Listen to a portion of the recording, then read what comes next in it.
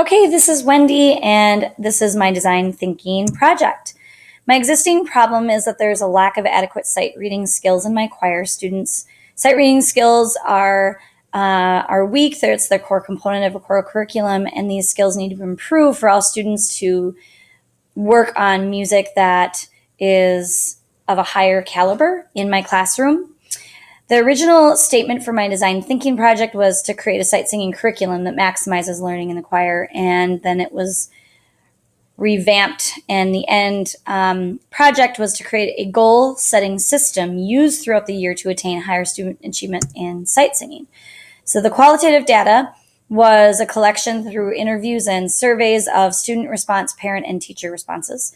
The student responses, I learned that students were not huge fans of our sight singing curriculum, but they were really willing to continue to work harder and potentially even add assignments to our curriculum to be more successful in sight singing. So they believe in the concept, but they don't love it. Parent responses were geared specifically to confidence, and their replies were that a classroom that is mistakes welcome oriented, the environment is challenging but safe, having high standards, cultivating an environment and a mindset that allows students to make mistakes but also create success in the classroom is meaningful to parents. And they believe their students, their children, are most successful in that environment. And then teacher responses were basically to have a curriculum that is multifaceted and touches on many areas of theory, but in short amounts of time, and that particular curriculum works best in the classroom. The academic research outlined 4 main concepts: to cultivate student confidence, to encourage peer-to-peer performance and feedback, to create goal setting in the classroom, to prioritize curriculum, to accommodate many learning styles, and to value motivation in the classroom and cultivate high levels of intrinsic and extrinsic motivation. The link to my academic research is attached. So I won't go through my matrix, but this basically is my matrix outline. And at the end is the link to my 30-minute matrix presentation. The first piece is this, number 1 is the cultivating of student confidence, which is a very deep embedded part of the curriculum, and the importance of creating a sense of community, a mindset that cultivates lifelong learners.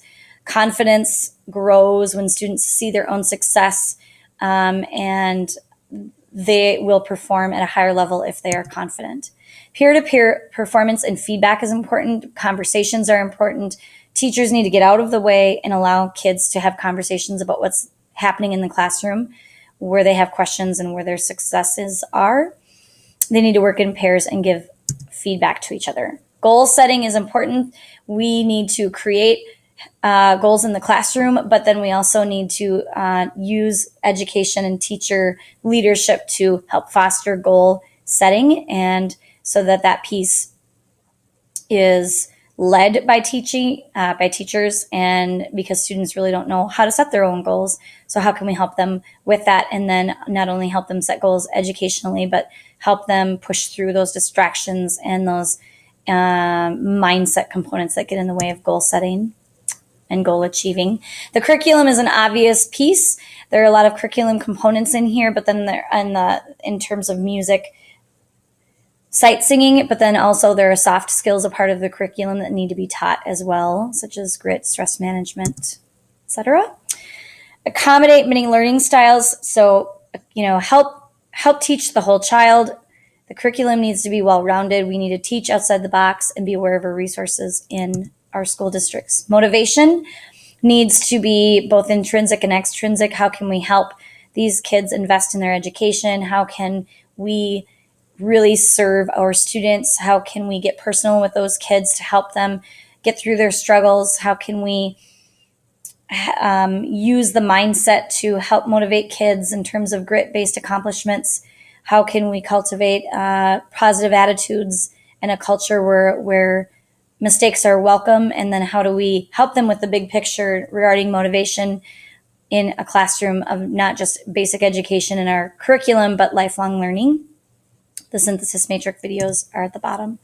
So the left again is the design principles, and then on the right again is the design project, this goal setting system used throughout the year to attain higher student achievement in sight singing. Projects supported by research was specifically regarding goal setting in terms of the kids need the opportunity to look back at their progress. They need to see the journey. They need to look at assessments as a part of their goal setting piece. Students need to be excited about their goals, and that's teacher driven. Deep understanding with what motivates kids is important for teachers to connect with students. Teachers need to help create lessons to help them set their goals, in particular SMART goals. We need to help them both set long and short-term goals and cultivate a lifelong learner attitude.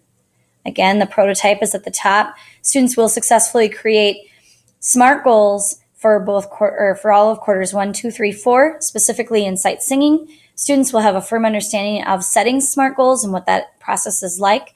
They will be giving feedback to their peers. They will be accepting feedback from their peers and from myself, Mrs. Suoja. They will understand how to document their accomplishments, reflect on their accomplishments in sight singing, and base those SMART goals on our curriculum that is listed on some of our feedback forms to help them with their personal growth and needs of the SMART goals. So prototype documents, the first piece is really cultivating that environment of helping students understand how to create a SMART goal. And then the bottom is giving them an opportunity to dig a little bit deeper into those SMART goals, reflect and score themselves and each other, and then receive feedback from me as well. So the first lesson plan is the SMART goal that is from a choir section part. So this is more group based. This gives the students an opportunity to talk about what SMART goals mean to them in just their choir section in any area. It does not need to be specifically in sight singing, but this gives them an opportunity to practice making SMART goals together. This is the brainstorming activity in the particular worksheet that they will create their SMART goals as a section and as a group together. This won't necessarily be assessed or have feedback or any of those other pieces, but it just gives them a chance to talk about what SMART goals look like. Then their second lesson plan is to create sight singing SMART goals. So the same kind of piece where we've got a choir sight reading SMART goal for their individual growth. The third lesson plan is to take that SMART goal and to use that SMART goal and put it into action. And so this is part of their SMART goal spreadsheet where they will access and grade themselves on every area of sight reading. So this isn't necessarily really geared towards their SMART goal. This is just geared towards the curriculum. How do they feel about their rhythm reading, hand signs, and melodic reading? How do the peers feel that they're doing? And then how do I feel that they're doing? The second page of this spreadsheet, and this is really hard to read, but basically I have the student put in the SMART goal. I have the peer talk about the SMART goal, basically sign off that it is an actual SMART goal. And here is a list of all of the curriculum that needs to be worked on that quarter, so that will help them focus on the SMART goal, what they need to work on for that quarter. There's a progress self-reflection piece. There is a peer feedback piece, teacher feedback piece, and then their goal completion, or maybe they didn't complete it. Maybe they have some other kind of feedback that they would like to use here. And then we start back over on quarter 2. So the stakeholders are the teachers and the students. The feedback specifically I've received from them are that students need to have information that is clear, documents are concise. They need information that to be relevant and not overwhelming. Teachers need to have the documentation and assessment management piece that is realistic, especially when they are dealing with large class sizes. And this is my contact information, my blog, and my email address. So this is my presentation of my design project.